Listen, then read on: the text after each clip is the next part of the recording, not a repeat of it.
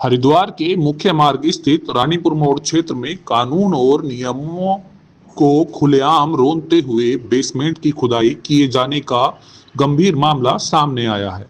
हैरानी इस बात की है कि भवन के स्वीकृत नक्शे में जहां बेसमेंट का कोई प्रावधान ही नहीं था, वहां बिना एचआरडीए की अनुमति के गहरी खुदाई कर दी गई और संबंधित विभाग आंख मूंद कर तमाशबीन बने रहे।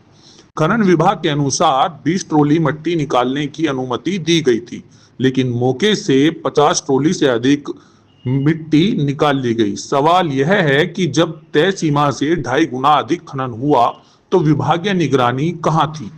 क्या यह लापरवाही है या फिर मिलीभगत? इस पूरे मामले में आपदा प्रबंधन विभाग की चेतावनी भी व्यवस्था की पोल खोलती है। आपदा प्रबंधन अधिकारी ने स्पष्ट कहा है कि हरिद्वार भूकंप की दृष्टि से जोन 4 में आता है और रानीपुर मोड़ क्षेत्र पहले से ही बरसात के मौसम में जल भराव की गंभीर समस्या झेलता है। इसके बावजूद ऐसे संवेदनशील इलाके में बेसमेंट की खुदाई होना सीधे तौर पर जन सुरक्षा से खिलवाड़ है। हरिद्वार जनपद जो है भूकंप की दृष्टि से जो है जोन 4 में है, अति संवेदनशील है। इसके अलावा जो रानीपुर वाला जो इलाका है वो जल भराव की दृष्टि से और फ्लड की दृष्टि से भी काफ़ी संवेदनशील है। तो वहाँ पर कोई भी नवनिर्माण या निर्माण कार्य करने से पहले उसकी अच्छी तरीके से जांच परख होनी बहुत ज़रूरी है कि वो उसकी संवेदनशीलता क्या है और वहाँ पे वो जो निर्माण अगर कोई कार्य हो रहा है तो उससे लोगों पे, वहाँ पे स्थानीय लोगों पे क्या प्रभाव पड़ सकता है। तो इसके लिए ज़रूरी है कि वहाँ पे कोई भी नवनिर्माण ना कराया जाए, उसको आपदाओं की दृष्टि से जो है ज़रूर देखा जाए और टेक्निकली उसका जो है सर्वे करा देना उचित होगा।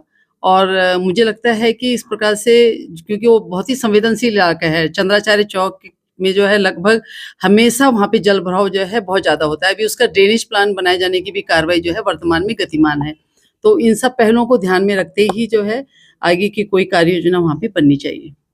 आरडीए ने खुद स्वीकार किया है कि भवन का नक्शा तो पास किया गया था, लेकिन बेसमेंट निर्माण की कोई भी अनुमति नहीं दी गई थी। इसके बाद भी खुदाई का काम बिना रुके चलता रहा। यह सवाल उठना लाजमी है कि बिना विभागीय संरक्षण के ऐसा कैसे संभव हुआ। पूरा मामला पहले खोदो बाद में देखेंगे कि तर्ज पर चलाया गया। नियमों को ताक पर रखकर काम पूरा किया गया और अब जिम्मेदारी से बचने के प्रयास किए जा रहे हैं। यदि किसी अप्रिय घटना की स्थिति बनती है तो इसका जिम्मेदार कौन होगा? बिल्डर, एचआरडीए, खनन विभाग या प्रशासन? यह मामला केवल एक अवैध बेसमेंट खुदाई का नहीं, बल्कि यह हरिद्वार में विकास के नाम पर सुरक्षा नियम और कानून की अनदेखी का जीता जागता उदाहरण है। अब सबसे बड़ा सवाल यही है कि क्या दोषियों पर सख्त कार्रवाई होगी या मामला भी विभागीय फाइलों में दफन कर दिया जाएगा? जनता जवाब